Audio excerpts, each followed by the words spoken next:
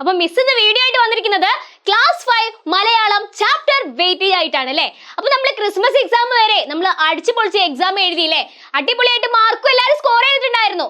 അപ്പൊ മക്കളെ, ഇനി നമുക്ക് നമ്മുടെ പബ്ലിക് എക്സാം ആണ് വരാൻ പോകുന്നത്, ആനുവൽ എക്സാം ആണ് വരുന്നത് അല്ലേ. അപ്പൊ നിങ്ങൾ എന്താ ചെയ്യേണ്ടത്? നന്നായിട്ട് പഠിക്കണം, നല്ല മാർക്ക് വാങ്ങണം അല്ലേ. അതല്ലേ നമ്മുടെ ലക്ഷ്യം.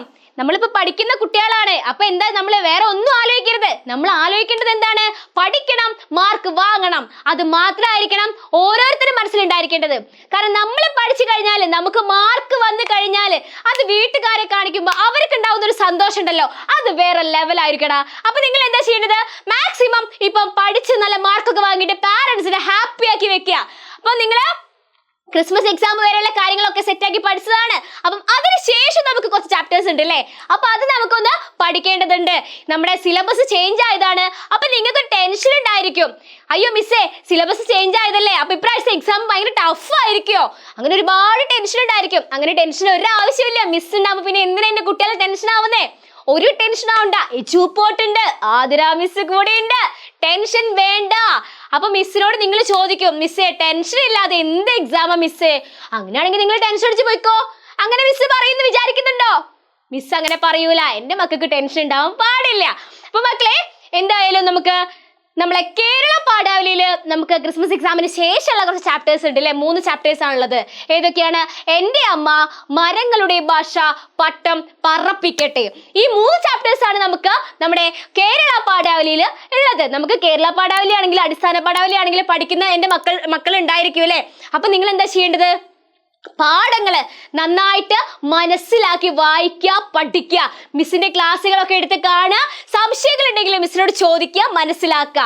പിന്നെ നമ്മുടെ മെയിൻ ആയിട്ട് അധികം കുട്ടികൾ അടിസ്ഥാന പാഠാവലിയിൽ ഒരുപാട് കുട്ടികൾ ഉണ്ടായിരിക്കും അല്ലേ. അപ്പം ഒന്നല്ല, 1 കോടി മാവേലിമാർ, ഭൂമിക്ക് വേണ്ടി, എരിതീയിൽ ഉയിരോടെ, ഈ 3 ചാപ്റ്റേഴ്സ് ആണ് നമുക്ക് അടിസ്ഥാന പാഠാവലിയിൽ പഠിക്കാനുള്ളത്.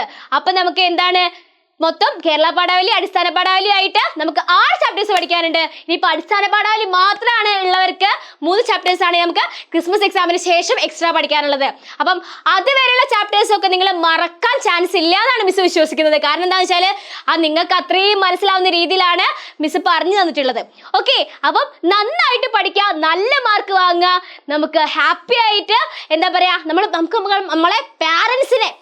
നമ്മളെ പാരന്റ്സിനെ സന്തോഷിപ്പിക്കുക. അതായിരിക്കണം നമ്മുടെ ഓരോരുത്തരുടെയും ലക്ഷ്യം. അപ്പൊ മക്കളെ, നമുക്ക് എന്തായാലും അടിപൊളിയാക്കി എക്സാമും കാര്യങ്ങളും ഒക്കെ എഴുതുക കേട്ടോ. അപ്പം ഈ കാര്യങ്ങളൊക്കെയാണ് നിങ്ങൾ പ്രധാനമായിട്ടും ഓർമ്മിച്ച് വെക്കേണ്ടത്. പിന്നെ നിങ്ങൾക്ക് ഒരു സംശയം ഉണ്ടായിരിക്കും, മിസ് ഏതൊക്കെ ചാപ്റ്റർ ആണ് ഇല്ലാത്തതായിട്ട് ഒരു ചാപ്റ്റേഴ്സ് ഉണ്ടായിരിക്കില്ല.